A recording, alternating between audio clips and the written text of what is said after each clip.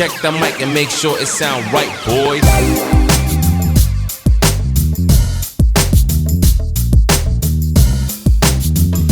Electron, man. Well, we're gonna get back on that 2510 and that I lost all that video, which is kind of a bummer, but I'll kind of go over what I repaired on it and at least show you what I did, kind of explain a little bit.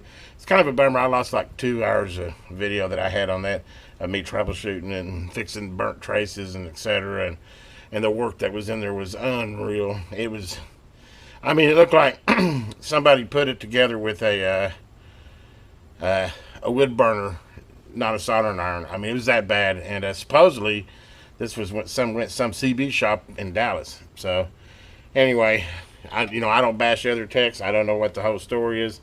It could be totally bogus. It could have been somebody in, some kid in his dad's garage playing around with it. But anyway, it was a mess. And I got her back up and running. I kind of showed you what I did, and I still got to add a light to it, and we're going to take and tune it and see how it turns out. But anyway, I showed you a flea market grab I had. Well, I was short a mic on that, so I'm just wiring up a mic here, and I think I already made a video on how to wire a 2510, but they're super simple. You just need to get you a 5-pin connector.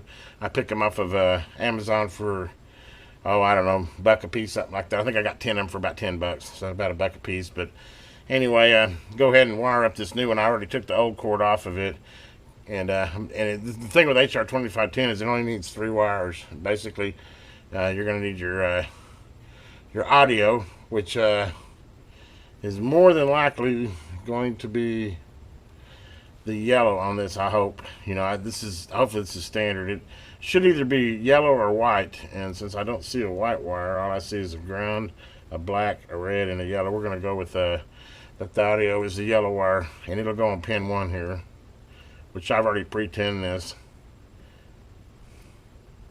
So it makes it pretty easy. I just go back with, I just unsolder them off that factory connector and just move them over basically. And then on a 2510, the next one's going to be your ground or your shield, whatever you want to call it. Typically, that is going to be your, more than likely it's going to be your ground wire, which obviously would be shield. And I'll go ahead and put the black wire on there too, so it's grounded. Let's see if I can get it on here.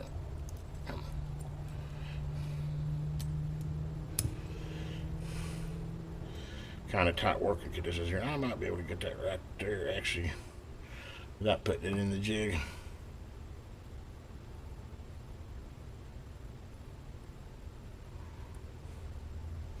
Wow, it wanted to work with me. That's awesome. Probably not the right color code. It went together too easy. And then obviously number 3 is going to be your transmit wire, which should be red. So you can get this on pin 3. Hopefully you're getting a good view of this. And we're going to need a jig for that now. Since this is already mounted to a connector, it's kind of wanting to just form back into this guy. That, and I pre-tinned everything, so it should just flow right in there.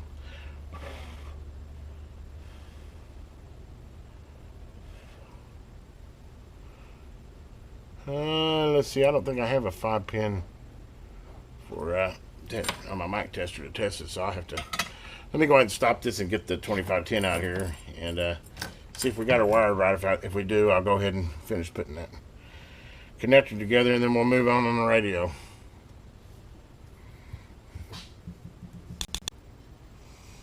Okay, let's see here. Yeah, we're working. Okay, so we know the wires. The mic is wired correctly, so let me go ahead and put it back together, and then we'll get into this 2510, kind of going over what's been done to it, etc. Kind of tell you where I'm at now. Let me come back and get this mic put together, and then we'll get onto the 2510. Okay, guys, we're on to the 2510 now that I got a mic wired for it. Just thought I'd throw that into the front of it. Sure doesn't hurt to have to go over that once more time. It is cool that you wouldn't think it, but a 2510 is one of the easier mics to wire. But anyway, I kind of get inside here, and like I said, sorry I lost the video and all the troubleshooting, but I'll kind of go through what I found. And let me tell you, this whole thing was completely out. I had to pull the whole CPU board out of it. Unfortunately, there's a regulator that sits right over here on this side that I had to fix, and that kind of gets into the whole story of this whole problem. Well, let me start out by saying this was taken to a CB shop in Dallas, and he had echo added to it, and he said after he had the echo added to it that and sporadically it would when he was driving along it just quit working. And he said sometimes turning it off and on would get it to come back on. He said sometimes, he'd just kind of slap it on the side of the radio and the display would come back. So we knew it had at one point an intermediate display. Well, when I got it, it had no display at all. It would power up, but it had no display and no CPU. Obviously, no channel changer or nothing. You just it just powered up. That was it. And so anyway, I got in here and opened it up, and the first thing I see is this burnt trace here. Which, as you can see, actually, I have this thing on right now.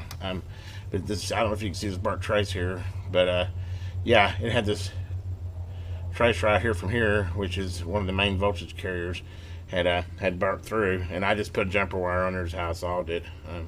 I might have been able to get fancy and bridge that solder joint, but it was easier just to put a little piece of wire in here and bridge it, and solve that problem. But anyway, so I bridged that and thought, well, hey, maybe that's the whole problem. Well, obviously, no, that wasn't the whole problem. By the way, over here, you can see this resistor is part of this mod. All the soldering in here, it's all cleaned up now. Like I said, I went through, and this is a repaired radio now. But like this here, I mean, it had a glob of solder on here that looked like a starfish. And there was bits of solder all over the, I mean, how I got this thing back up is amazing, really, considering what the poor thing had been through. But anyway, I cleaned up all that and troubleshooting. Once I got this going, I still didn't have any display, so the first thing I did was inspect everything and notice that this here, which I've got it all wrapped in black tape now. Whoever put the echo board in had it just laying in here with no insulation on it. So my guess is probably what started this whole problem was that with no insulation on this. I mean, there's a circuit on here. It bounced around in here and shorted it out, and that's what burnt the trace there. So I was on the right track. I thought, oh boy, this is gonna, this is probably our main problem. So I bridged that, taped this up. I'm gonna double-sided tape this down like this. I don't know why they wedged it in that way. I guess because they were just too lazy to insulate it, but it sets in there like that. It was in this way and just wedged in there. But anyway, we got that stuck down there now, and so anyway, I bridged that and taped this up, and then I went and turned it on. I still had no display whatsoever. Basically the same problem. It powered up, but it had no display. So then I got to probing around in here. I started checking the voltages, and on the CPU board I had no 5 volts anywhere on it, and so I was getting no voltage at all to this board. So I went back and traced it back, and there's a voltage regulator on this side over here, and well, that was the problem. You're not going to believe what I found. Main board here, there's a voltage regulator right there. And I don't know if he had blown it once before or the CB shop blew it and then was troubleshooting it, but basically it had been taken out, a new replacement, I can't say new, but a new voltage regulator had been put in place of it, and the wires were just bent over. They were, on the circuit board lays flat, and the wires come over the top and they hook like that. They were literally just bent over. They were not soldered on. They were just physically laying over. The only connection they were getting was from friction. And so I'm like, I don't know if, they were in a hurry, I don't know. But maybe they're in a hurry and they meant go back and solder them and they just forgot, whatever. But it's like, wow, okay. So I went ahead and they weren't even trimmed off. They were still long. But so anyway, I went and trimmed them off, cleaned it all up, soldered those back on, put it all back together, and voila. Radio, amazingly, I didn't, other than having to fix a trace on it and fix that voltage regulator, and I also had to go in there and I went and pulled it off and cleaned it, put some new paste on it, new insulator on it, new screw on it, got it to where it thermally couples to the case like it's supposed to, and soldered in there correctly, and then went ahead and put the whole unit back together, and now we have a fully functioning unit. It actually does pretty good. I'm impressed with the performance. Let me go ahead and put this back on here. We'll I'll put the meter or move the camera over, and I'll kind of show you the final givings on her. But right now I'm going to go ahead and work on getting the display light is out in it, which that should have been a factory defect. When HR2510 made this rail, every single one I get into has the same problem. This is melted down, and I can tell this has been really hot and melted down too, and the bulb's burned out. So atypical of a 2510. So what we're going to do is we're going to do the LED swap with it I am going to try a little bit something different this time. The last 2510, I kind of put two of them in there and tried to get them there with the fused and wrap paper around it. Well, I had several people comment that, you know, what you need to do is you just need to sand the LED with some sandpaper or rough it up so that causes it to diffuse and you don't have that problem with one bright light. So we're going to go ahead and we're going to give that a try. Let me go get a LED out. What color do you think we ought to make this? I got every color LED you can imagine. Red looks pretty cool. I mean, a blue would probably look good. A green would be unusual. I don't know. Let's just do a grab bag and see what we end up with. And I'll be back when I get the LED, and I'll go ahead and show you how I replace the LED. And it's really pretty simple, but I'll go ahead and show you how I do that too as well. Okay, guys, I went ahead and went with LEDs. I actually tried a blue one and a red one and a white one, and the only one that I really liked was the green one. I think it fits the HR2510 good. It's still not perfect. That's actually two LEDs. I did use a piece of sandpaper to diffuse them, and it helped a little bit, but it's still, you can still see.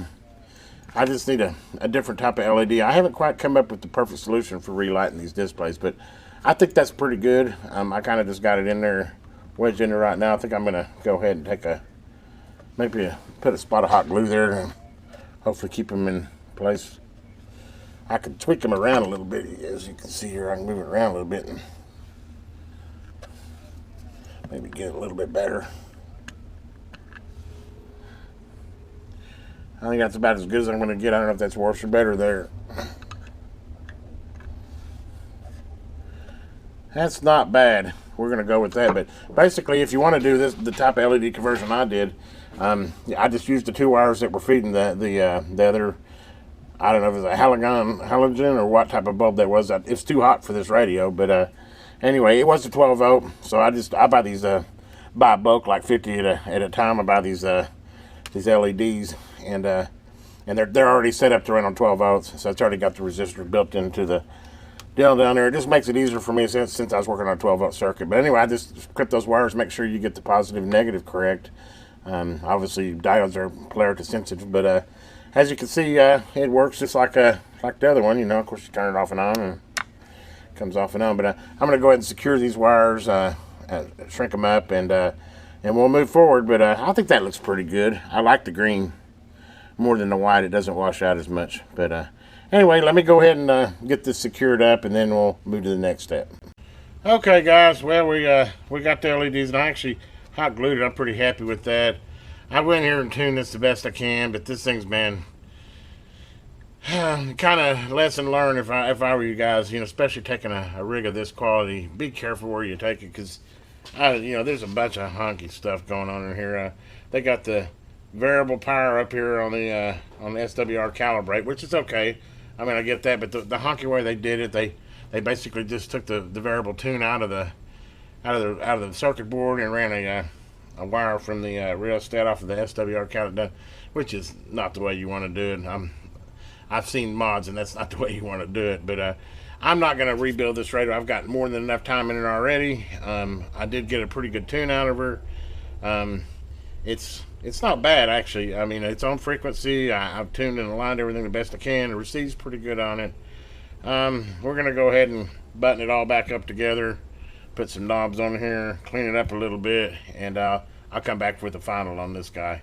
Hey, it's back up and running, CPU's running, it's talking radio.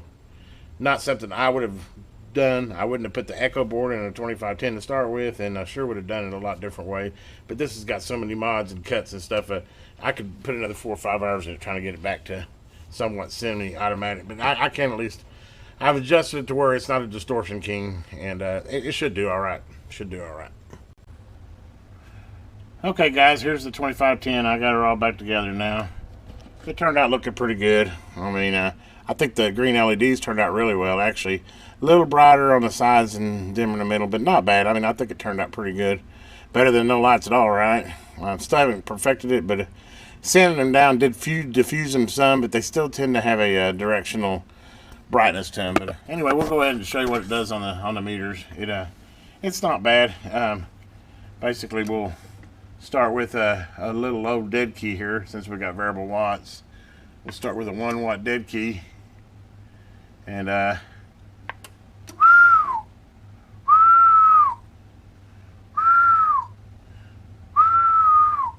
Swings about 5. I will go ahead and bring her up a little bit. Go to about let's go to a 5-watt carrier here.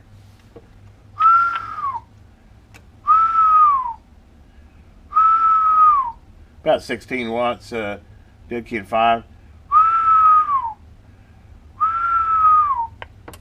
And then we'll go ahead and crank her on up here to, we'll go to 15 watts here.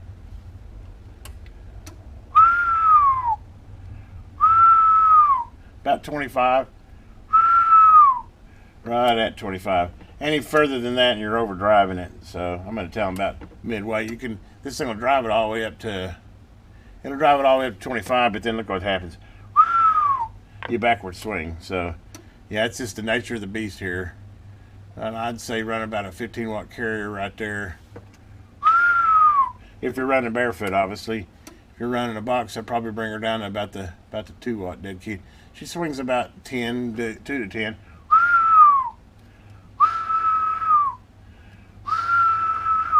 Real close to 2 to 10. So it's got good swing. Modulation signatures, okay.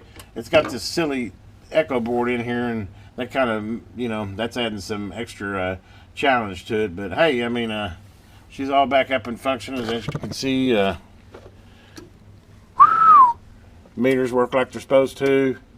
Even the variable power, if you set her down here, go variable power, you can see goes all the way up and down. Got all that tuned in, got the receive tuned in nice. Actually, we can, you don't want to listen to this long, but as you can see, I got my tone generator going. I'm trying to keep the tone down. I'm just going to get it real low here. And I'm going to bring her down to 120, minus 120 dB.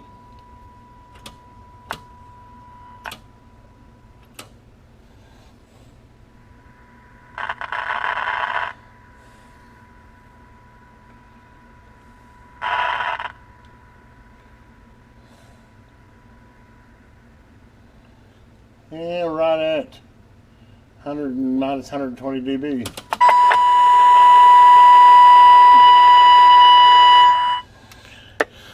So receive works real good on it.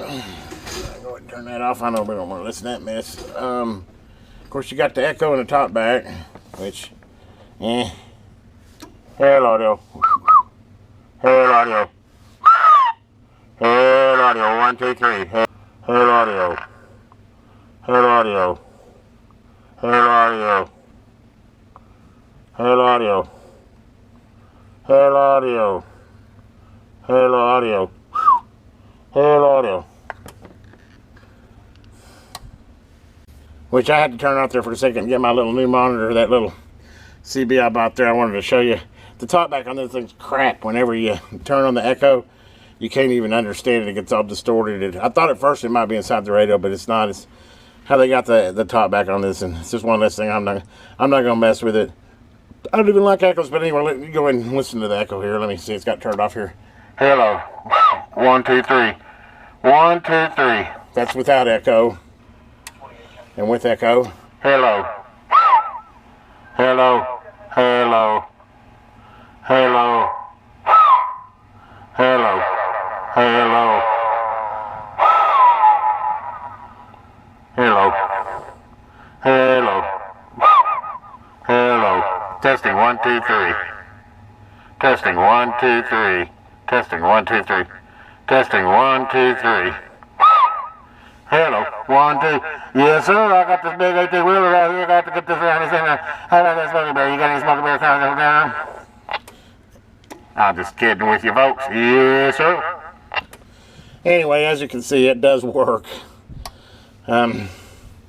As you probably can tell, I'm not a big echo fan, but it's on here. I wasn't about to try to re-engineer what they done to it, but as you can see, it all functions. It's got all the bands. Of course, it's got the expansion. It's 2510. Don't know what else I can tell you. I'm going to mark this one off the checklist. It's done. Hey, come pick it up. Enjoy it for what it is. I mean, it's a good talking radio. You see it puts out good. It's decent all the way around. Not my cup of tea. It's way too many peaks and tunes, and they cut too many things, and I can't get the modulation clean like I'd like. It's still kind of square waved at the top, and that's about all I can do with it without trying to rebuild the whole boards. But anyway, hopefully you enjoyed this one. it's I don't know what I want to title this. I don't want to pick on a tech, so I don't know. I'll think about it. But anyway, guys, have a great day out there. This is Electron Man. If you haven't already, please subscribe to my channel and give me a thumbs up.